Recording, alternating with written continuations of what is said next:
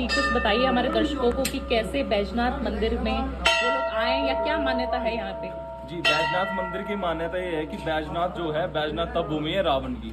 रावण ने लाखों साल अरबों साल यहाँ पे तप और जप किया था विश्व विजय के लिए। और जब यहाँ पे तप और जप कर रहा था, भगवान को प्रसन्न करने के लिए उसने अपना शीश काट कर भगवान के हवन कुंड में रख दिया।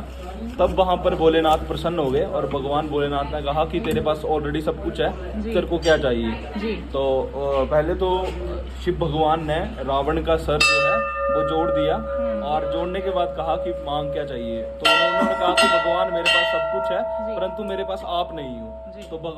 तो रावण भगवान शिव को अपने साथ ले जाना चाहता था। तो उन्होंने कहा कि शिव भगवान आप मेरे साथ चलिए। तो शिव भगवान यहाँ पर विग्रह के रूप में रावण जी के पास आ गए, विग्रह के एक शिवलिंग के रूप में, और उनको कहा कि एक टर्म एंड कंडीशन रहेगी कि जहाँ सीधा ही आपको स्थापित लंका करना होगा।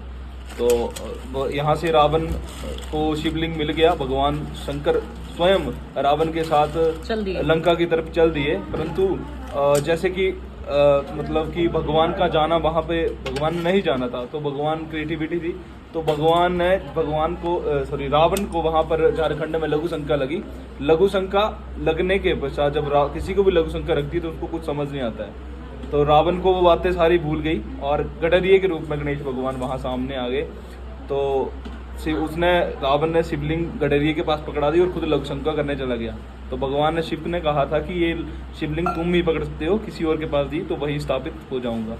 तो वहीं झारखंड में वैद्यनाथ है सेम धाम, वहाँ पर शिवलिंग वो स्थापित हो गई। जब रावण लघु शंका के तत्पश्चात वहाँ पर आया और उस गडरिये को पूछता है कि वो शिवलिंग कहाँ है, तो उसने कहा ये तो शिवलिंग मेरे से उठाई नहीं गई, क्योंकि वो उसी से उठाई जानी थी और वहीं स्थापित होनी जहाँ पे रख देते वो।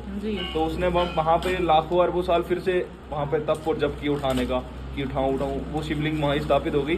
स्थापित होने के बाद उसको भी फिर वो आ गया थोड़ा अभिमान। तो उसने कहा कि आप यहाँ से नहीं जाओगे तो यहीं पे रह जाओ। और वहाँ पर झारखंड में वहाँ पर अंगूठे का निशान है वो शिवलिंग। ये जो शिवलिंग है ये अर्धनारीश्वर ज्योतिर्लिंग धाम है। इसमें मध्य रेखा है, फ्रंट वाले भाग पे शिव जी है और बैक वाले भाग पे पार्वती माता है। अच्छा जी, ये अर्धनारीश्वर, ये अर्धनारीश्वर ज्योतिर्लिंग धाम है। बाकी पांडवों ने इस मंदिर का निर्माण किया, जैसे कि हिमाचल उत्तराखंड में जो भी मंदिर होंगे इसी डिजाइन में होंगे।